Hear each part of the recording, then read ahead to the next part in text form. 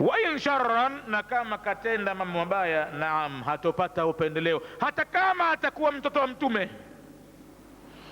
Annabiyul a'zam, mtume mtukufu, anasema kumwambia binti yake Fatima, na binti huyo ni katika kipenzi katika watoto wake, akimwita Fatimatu Zahra,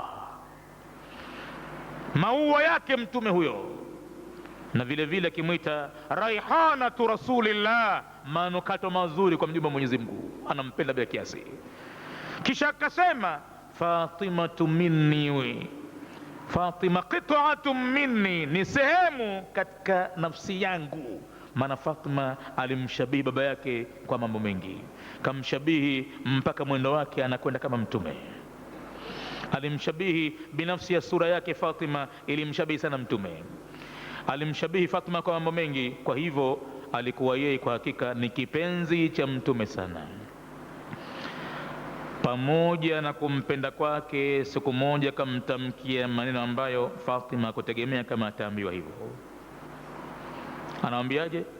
Ya Fatima tu'mali, Fatima mwanangu, fanya matendo yako mema, usije ukasema ya kwamba naye baba yangu mimi sina wasiwasi. Maana yake yeye khairu khalqillahi, ni mbora katika viumbe vya Mwenyezi Mungu, yeye bora zaidi. Na naam, hatosimama pahala mbele ya Mola wake kumtakia mimi shufaa, halafu Mola wake kampuuza. Usije kadekea pala hapo. Ya Fatima tu'mali, Fatima mwanangu fanya amali, kwa sababu mimi liannani la amliku laki min Allahi shay'a, sitoweza baba yako kukumilikishia jambo kwa Mwenyezi Mungu, kama ambavyo hakuweza mzee wangu Nabii Nuh, hakuweza nafsi yake kumiliki kwa mwanawe.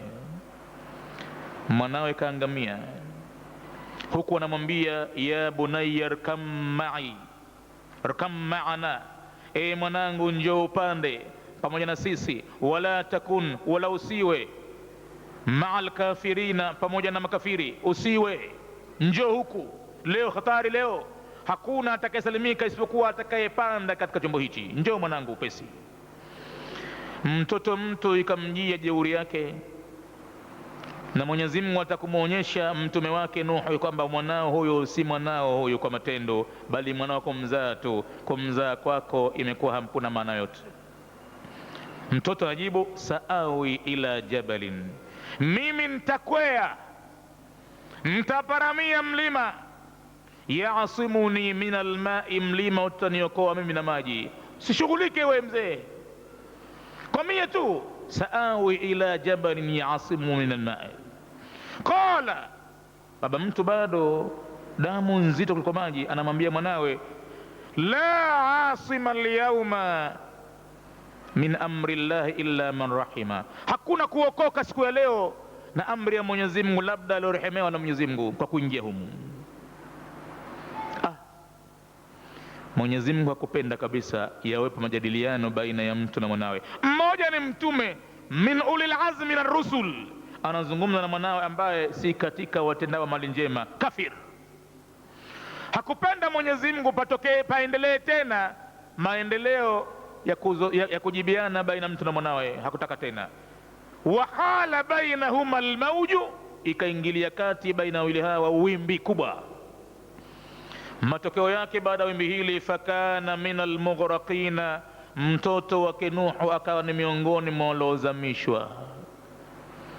Bado baba mtu inamuuma, kila akifikiria nitawezaje kukita kwa pahala, mimi nimepumzika na starehe na watu, na mwanangu anaruka akikaa katika jahannam. Ndipo alipomkabili Mola wake Nabii Nuh, akamwambia rabbi inna ibni min ahli, mwenda wangu, mwanangu ni katika watu wangu. Wa inna wa'adaka alhaqu, na kwa hakika miadi yako ni ya kweli Mwenyezi Mungu.